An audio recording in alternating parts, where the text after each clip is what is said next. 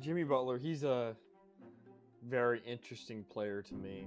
Just goes to show the offense for the Dallas Stars could not keep up. And when the defense needed to step up, the Lightning's offense just overpowered them. It makes it almost impossible for their bats to get going or have any confidence in the locker room when you're getting absolutely hosed on the defensive end. He's like, oh shoot, I don't know where to go with the ball because I haven't been able to think. It's their defense, man. Minka Fitzpatrick, TJ Watt. You saw Luka. I'm very intrigued to see how Luka bounces back after his first playoff series. For next season, there are massive free agents like Giannis. And if Giannis goes to a team like the Heat, like I said before, I expect them to win the championship. 4 teams who could win the AFC in my mind, legitimately. Steelers, Chiefs, Titans, Ravens.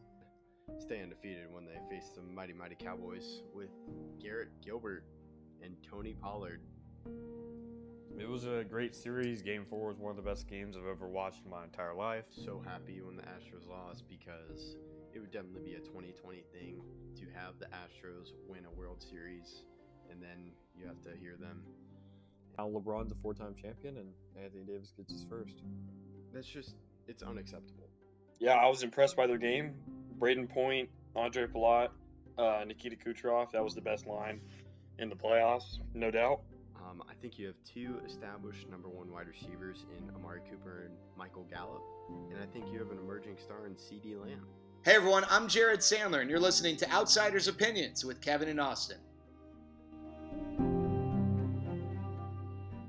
What's up, y'all? Welcome to our mid-World Series craziness and predictions for the MLB. We're about halfway through the World Series right now, so it is exceeded my expectations. Has it exceeded your expectations, Austin? Mine were low. Oh yeah. I thoroughly enjoyed some of the games, even though a good portion of the games, at least the first 2 games, were blowouts. But the last 2, while they have been, not the last 2, the 2 after that, one of them wasn't really all that close, even though the score was 2-0.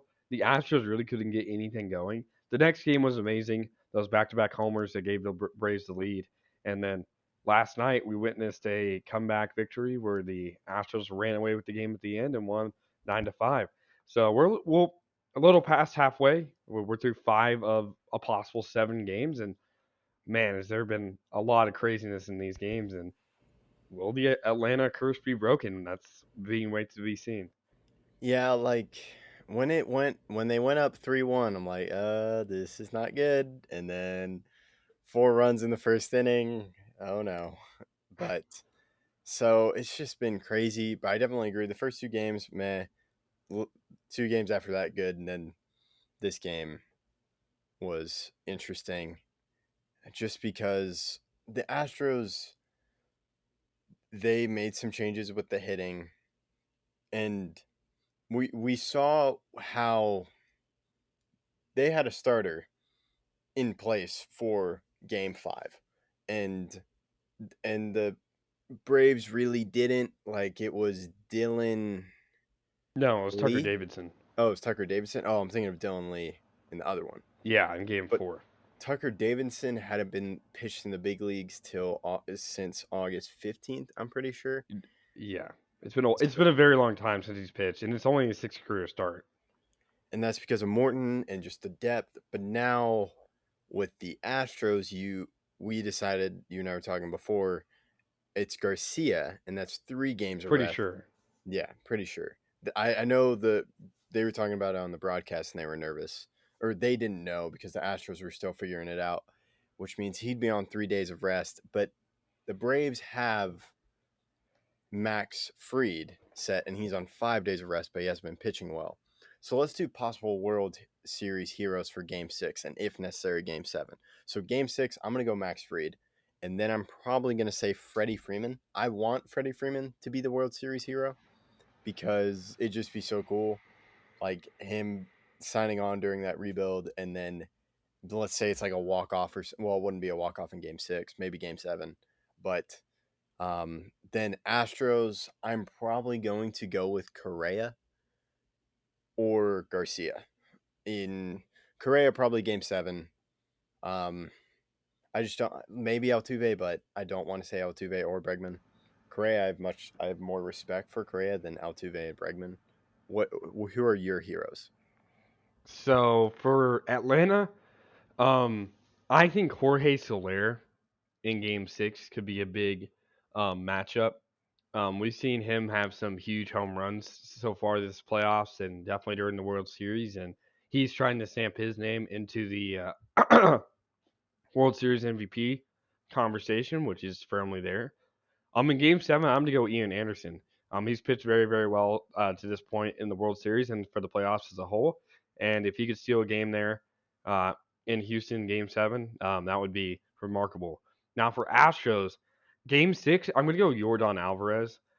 He's had a slow start, and if he can get it going against Max Fried, even though it's a lefty versus lefty matchup, if he can get it going, then it could definitely prove some uh, success for the Astros. In Game 7, I'm going to go Zach Greinke. Why?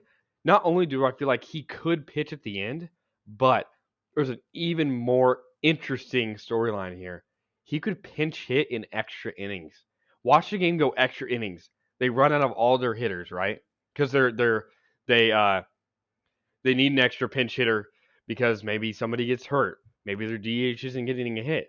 Zach Greinke is 2 for 3 so far in the World Series. And while this isn't a DH scenario, I mean, there is a DH scenario, and they may choose to stick, but there's been some guys on this team that have refused to get hits.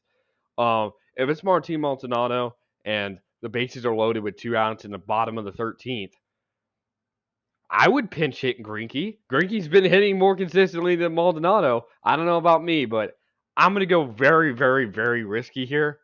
I'm going to say Zach Greinke. Interesting. That's interesting. You do have a point. Like Greinke was like the first pinch hitter ever, I think, to have a 105-mile exit velocity off. A pinch hit pitcher. Yeah, pinch hit pitcher. Okay, that's what it was. So that's pretty crazy. But now let's move on to mid-series predictions. So the winner, how many games, and then World Series MVP. I'm probably gonna say I'm just gonna err on like worst case scenario because then I'm prepared for it. I'm probably going to say Game 7, Astros win. World Series MVP, probably Altuve. Because Altuve, He has hit 2 home runs already. The only home runs hit by the Astros have both been by Jose Altuve. and he's just been great on the bases and all that. So that's like worst case scenario for me. And then, yeah, so that's my word. I haven't been, if the Braves win, I don't know who I would put as World Series MVP. Let's go to your predictions and see if you have the Braves winning. So I will. I think the Braves repeat what they did against the Dodgers. Same exact format. They win the first 2, lose 1. Or no, it's a little bit different. But they get up to a 3-1 lead, lose Game 5, win Game 6. So I Braves in 6. You and I are basically the exact opposite of each other for what it can be. But I'm gonna have Jorge Soler play very well and end up winning a World Series MVP. Maybe he gets a huge grand slam or big home run in the game. Maybe get some multiple hits. He's been hitting well all series, over 300, and I wouldn't necessarily be surprised if he had a signature moment in this game. But I understand your point. I feel like every fan base besides Houston ones, even ones who don't necessarily have a favorite team, are all rooting for the Braves right now. So I understand why you're erring on the side of caution to prepare yourself. So either you're right or you're happy.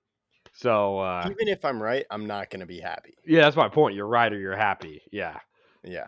But before we move into like repercussions of like possible outcomes, I want to talk about most of all the runs scored have been from those outfielders the Braves traded for.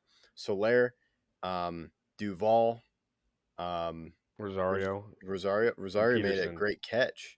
Yep.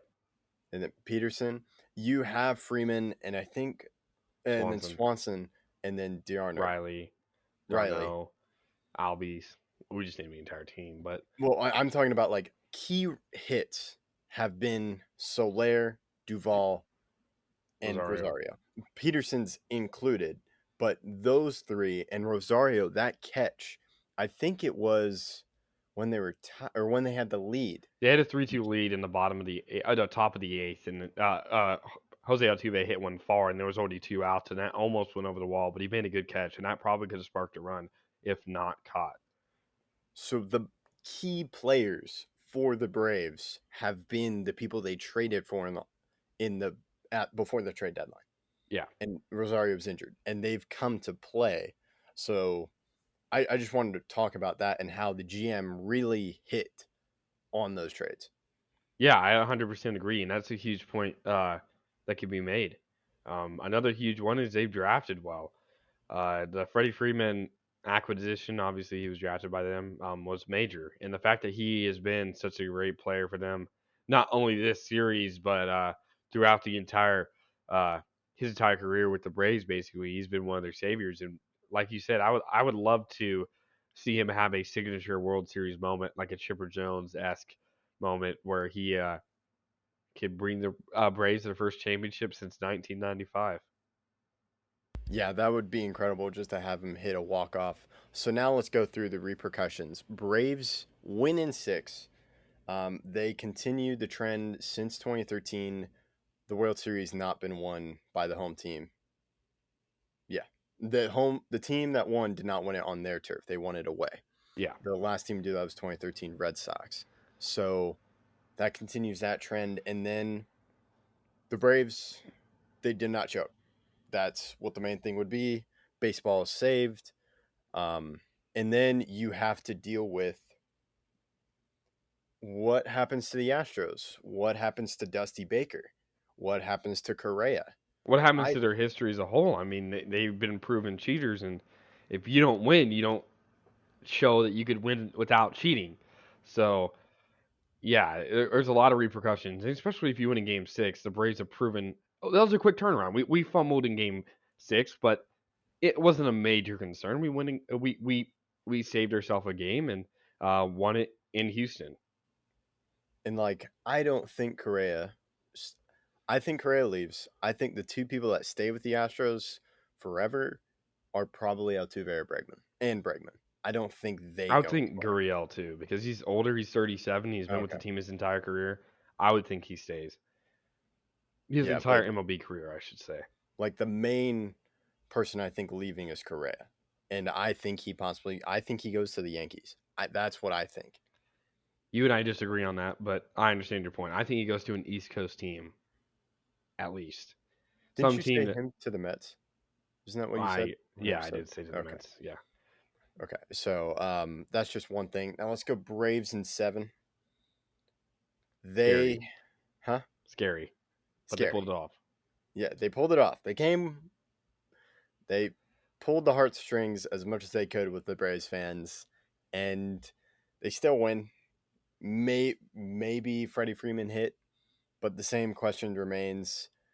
Probably the Astros, you look a little bit better, or maybe even worse, because you got all this way without cheating. Why did you cheat in 2017? Yeah, it kind of affirms the reasons not to cheat. And the repercussions of that will be major going forward. At least I hope they are. But I think the most interesting scenario has to be the Braves in 6 or Astros in 7. So do you want to start on that? Yeah, Astros in 7. Atlanta team does it again. They blow a lead. Same time, the Braves in past 2 years lose to the champion by losing a 3-1 lead. They blew a 3-1 lead to the Dodgers. Dodgers eventually won. Then they blow it again in this possible scenario. And then the Astros show they did it. They won. They got a legit chip. And baseball world is just in tears, except the Houston Astros fans with Yeah. their low trash can mascot. Yeah. A lot of chaos was sparked from this. Most of the Braves outfielders, I'll say at least half of them, I don't think are going to be back. I think they move off of Rosario and probably Peterson. I think they keep Soler and Duvall, and then bring back Acuna. Obviously, he's under contract and he's just hurt right now, but he's one of the best players in the NL, and he'll be back. But you never know when you're going to be back. Take advantage of every moment. I don't care what your record is. I don't care if you're an 8 seed. This is why I don't understand tanking, not necessarily, because you could have a very bad record and somehow make the playoffs like the Canadians last year, who had a 500 record, but also like if you include overtime losses, like they had a below 500 record, made the playoffs, and made it all the way to the uh, Stanley Cup Finals. You never know when your moment's going to come. I say fight for that chance to be in the playoffs and don't stop fighting until you physically cannot play anymore, until they take it away from you. Well, I want to kind of counteract your tanking thing because I believe in the right moment for tanking. I think when there comes a time when you just don't have the money, your farm system is depleted, you kind of enter that cycle of being bad. And I am just looking up. So Braves did a little bit of rebuilding. 2015, so 2014, 79 wins, 83 losses. 2015, 63 wins, 95 losses. 2016, 93 losses. 2017, 90 losses. Then it starts to change in 2018, 72 losses. Then it goes to 65, and then just 25 in the shortened season. But they get close. 2019, 97 wins. 2018, 90 wins. And that's when you started seeing their farm system. They got Dansby Swanson, number one. They had both signed Acuna and Albies. And then the Astros, of course, lost, had, I think,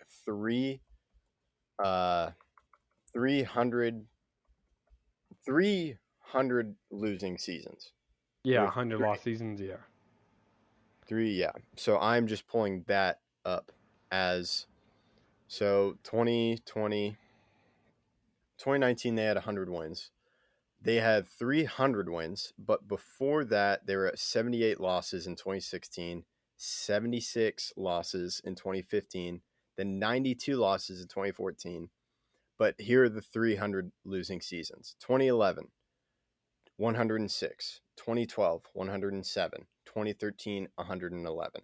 And those seasons led to them getting high picks like Correa, Bregman, Altuve. They also made trades. So I think the two teams in the World Series, you're seeing how some tanking has led them to get key players. But one team has yet to win a championship, and the other, quote unquote, won a championship because they cheated. Yeah. Altuve wasn't a high pick, by the way. He was a very, very, very, very low pick and international signing type of thing. He wasn't actually technically drafted. But if we look at like everything that's happened so far, I mean, like I said, the Canadians never really tanked. They had some poor seasons there, but they never really got really high picks. They made smart trades. If we look at the Tampa Bay Bucks, they didn't tank.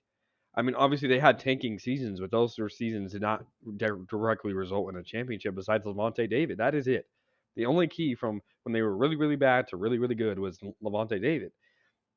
Uh, uh, they didn't tank to get Mike Evans. He wasn't a top 5 pick.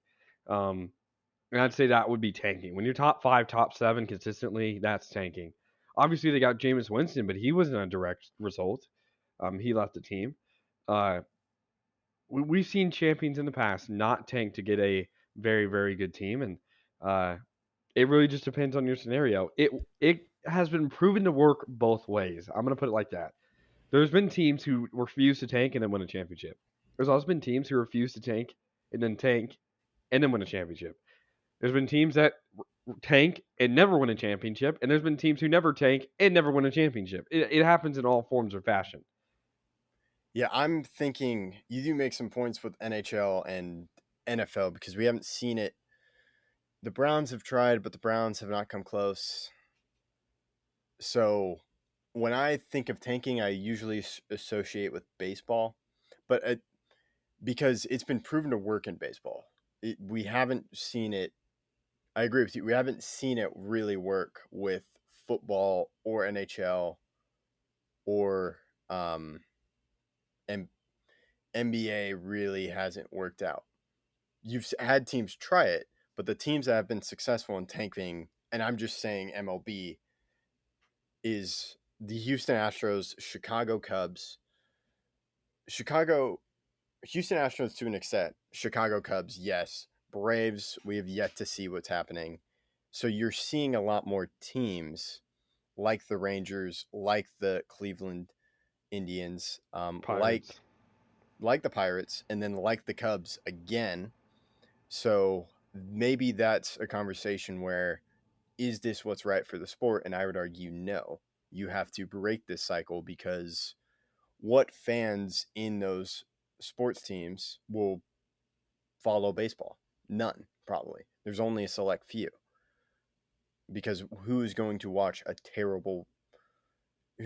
bad baseball when you have good baseball like the Dodgers, Braves, and to the extent Astros? Because they are a good team. It's just, especially what we've seen in the World Series, how they just continue to get hits or they put the ball in play. That's why my thing with the Yankees is it's either home run or it's over. Like, I think you need to have a more dynamic offense, and that's what's being proven right now with the Astros. And then same with the Red Sox, as in 2018, they, I think, led the league in most productive hits with the 2-strike count, or something along those lines. Mm-hmm. So, but the Braves have been very, very, very, very home run centric. Most of their runs are off home runs, just like the Yankees do. The Braves, I think, had the third most home runs this season out of any team. So we see both sides of the picture. The Astros only have 2 home runs. Jorge Soler in the series has 2 home runs. Duvall has 2 home runs this series. Freddie has a home run. I mean, a lot of guys. Travis d'Arnaud has a home run. Dansby Swanson has a home run. There's a lot of guys with homers in this series. It's just a change of philosophy. We're gonna have a lot of conversations about this as we go forward.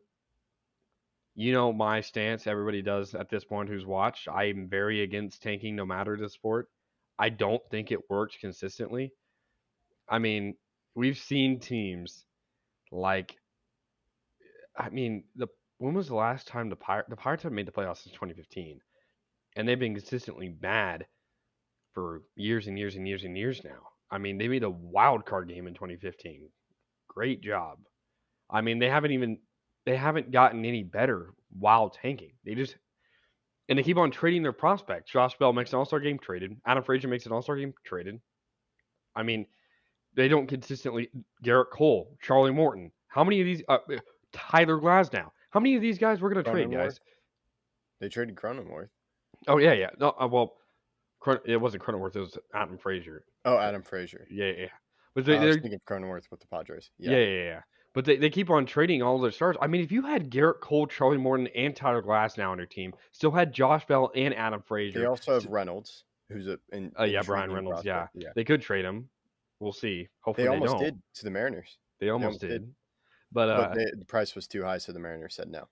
Yeah, but they need to keep their players, because that's the only way you're going to win. Imagine if they had Garrett Cole still. Imagine if they still had Charlie Morton. Imagine if they still had Tyler Glasnow. Imagine if they still had Josh Bell, Adam Frazier. Then you add Brian Reynolds. Then you add Brian Hayes. The team gets pretty good pretty fast. It's just trusting in the system, and you have to be patient. And that's what tanking isn't. It's not patient in my mind. Even though you're looking for the long-term future, you're like, okay, we can't win. Let's tear it down. Then 5 years later, oh, we can't win. Let's tear it down. You don't have time to let players develop, in my mind. You just trade them away for assets in the future. And if you keep on preparing for the future will never come. You can make the same argument with the Orioles. The thing that sparks hope with me is the Rangers and what we've seen from some of the players that have been given opportunities because we've been tanking.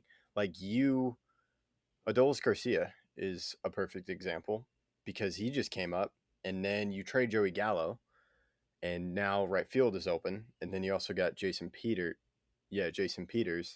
and then of course Taylor Hearn, and then Jose Trevino, and then of course because you traded Joey Gallo, you got Glenn Otto, and then from one of the trade earlier when we weren't exactly tanking, we started to see AJ Alexy, who was from the Yu Darvish trade, which might, if AJ Alexy can pitch well, that may salvage that trade from the Yu Darvish, because Willie Calhoun really hasn't produced. And then, so there are some teams, I think, baseball, you can make an argument. I think there is an argument in baseball, but that's just how baseball is built. And I think you need to tear that down. I don't because necessarily think so because every team should have the chance to do whatever they want with their players. Um, a but team there's a should be allowed to code. tank. It just, I There's disagree with it. okay. I think there's a formula, and I think that formula because the main thing with baseball is you have you're losing viewership, and they're not doing right by it. And I think one way to increase viewership is to get rid of tanking teams or to eliminate it to where it's not How 50% would of you the league. stop? How would you? I I think would have the only way to do it is to have a cap floor, but if you add a cap floor, they could just pay bad players those contracts. So so. I think cap floor is part of it. A cap floor, and then the service time for players. I think you minimize that. You minimize the service time, so then players start hitting the market when they're younger. Because how old is Judge? Judge is 29, but that doesn't matter because he got But into the league in 2016. no, but when is he gonna hit? When is he gonna become a free agent? Not this year, but next year. So he'll be 30, 31? He'll be 30. He's 29 right He'll be now. 30. He'll be Okay, he'll so be after next season, so he'll be 30. But okay. we're planning on signing him this year. But Well, yes, yeah. he'd hit. Just saying Well, yeah. hypothetically, they don't sign him. Hypothetically. Yes, So he'll be he's 30. 30 But he'll be 30 because he got into the league when he was in 2016. and he's stayed for a while.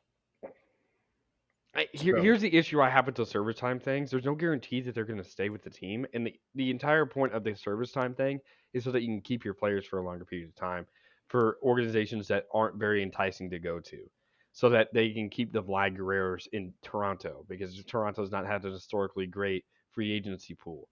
Um, it's same thing with other organizations that have struggled keeping their players. So that they at least when they trade them get something for them instead of losing them for nothing in free agency like we've seen in other sports.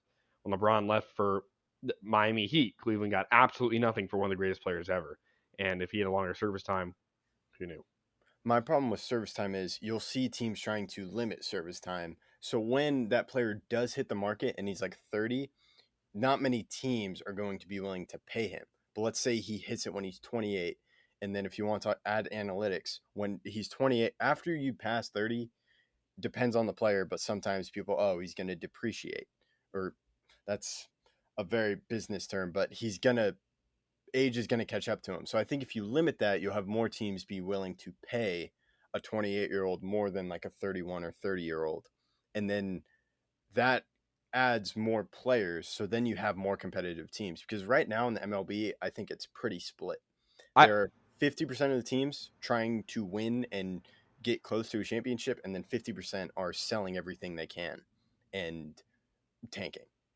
I disagree that service time changes anything because then you have to have a salary cap, and I'm very against the salary cap in the MLB because I believe it truly does show owners who want to pay money and owners who don't want to pay money. It's not because the Rays don't have enough money. It's because the Rays refuse to pay money. So, I mean, if you add service time, I don't necessarily think that will not everybody will go to a high market where they're going to get paid a lot. And in that case, you're going to have to implement a salary cap, which I'm against the salary cap because if you actually can't pay them because you're a cheap ownership or you refuse to pay them or something, the teams are just going to get worse and worse and worse and worse and worse and worse and worse at the very bottom of the league to where some of the teams are actually unwatchable. In which case, I don't think there was an unwatchable team this year. I think every team had some interesting games. I mean, we saw the Texas Rangers destroy the Astros 15-2 in a game. The Orioles won 7 games they won 7 out of 17 games versus the Yankees. Every team was partially competitive and they had exciting moments. But if you take away service times, eventually the Brian Reynolds are going to leave earlier to go to any team that will pay him a lot of money. You'll see Then the maybe Dodgers, Yankees, Red super Sox. max type of thing. Like if you stay in this, you'll make more money. And The that issue may with the entice a player. Supermax then is because there's cheap owners. I don't know if they're necessarily going to pay them. And that's why you have to have the cap floor, but I don't know if the cap floor is going to be high enough to where people actually are inclined to pay players. So it's confusing. I just think the owners should get together and realize that it is for the betterment of the game if they spend more money. Because eventually we're going to get to the part where, again, cheap owners who only care about money and not about actually winning games, that's where you see teams tanking. They only care about losing because losing wins money. When you're not playing players and the tickets are still $15 a person, but you're winning 0 games, you're making so much money because you're paying the players almost nothing. And that's where the Yankees in 2020, I think, because of COVID, lost money because we're actually trying to win a championship. And I don't see many organizations trying to do that. Maybe because they're in a place like the Rangers where they have players with not the greatest returns and also not the best ownership. But there's also the case where teams just can't afford it. So it just depends on whether a team's really trying to win. And if they are trying to win, I agree with you that every team should have the ability to pay for their players. And so a cap floor may be needed, but tanking is ingrained into the culture of the MLB, as you stated. So I think every team should be able to tank, but I understand your argument. To get more people to watch, there has to be more entertaining games. Yeah. So I think we'll definitely do more in the offseason for MLB around how we think the MLB should change. But let us know what you thought of our World Series talk and then the talk we had after. And thank you for listening to Outsiders Opinions.